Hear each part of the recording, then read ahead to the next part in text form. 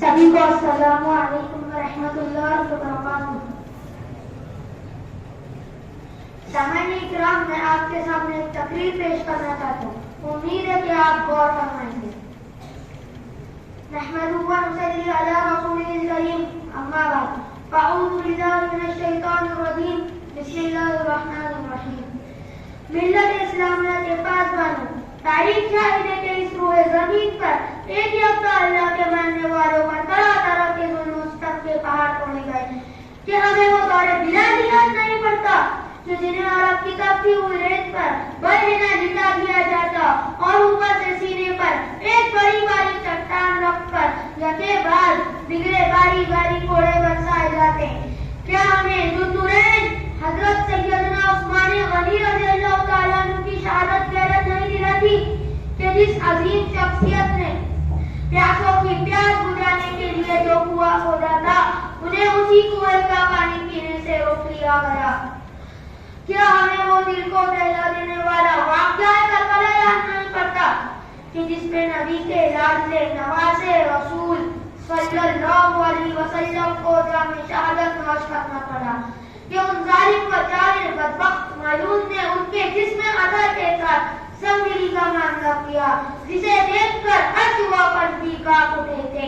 हजरात, ये सारे हवादीस व वाक़यात सिर्फ और सिर्फ कहने सुनने सुनाने और याद दिलाने के लिए नहीं है, बल्कि इनमें का हर एक वाक़या आज के मौजूदा हालात से लड़ने के लिए, तैयार करने के लिए कि आज के मौजूदा हालात में सिर्फ और सिर्फ आलम इस्लामी नहीं बल्कि पूरी की पूरी दुनिया इंसानियत शाहिद व गवाह है कि उन फलस्तीनियों के साथ जो कुछ हो रहा है सरापा जुल्म ही जुल्म हो रहा है।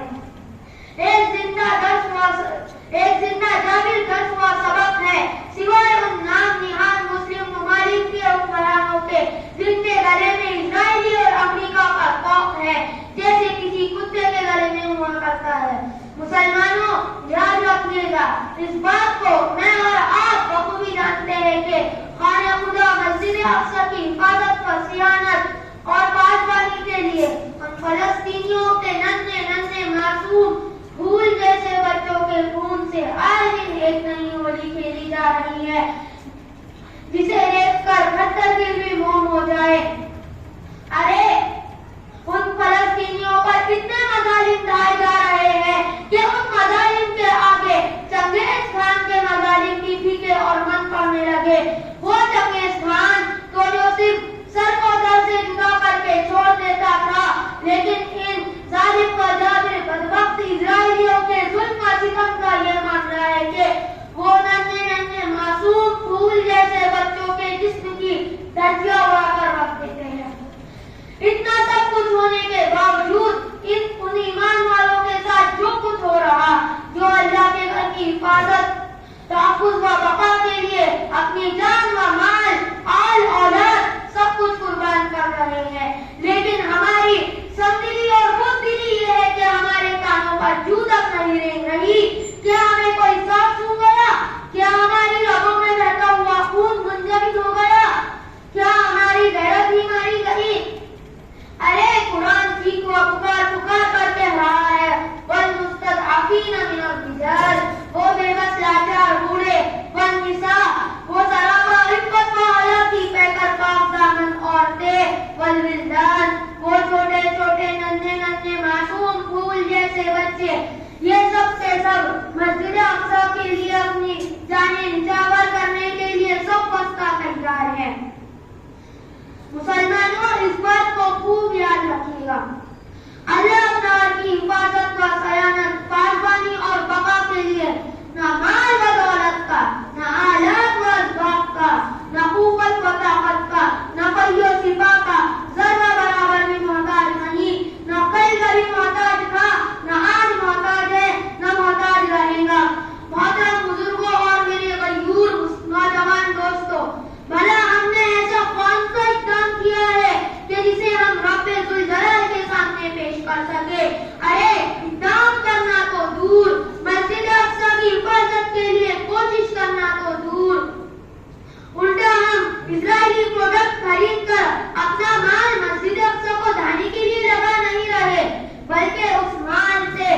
اسرائیلیوں کو ہتھیار مہیا کر رہے وہ ننھے ننھے معصوم پھول جیسے بچوں کے چیتڑے چیتڑے کر رہے.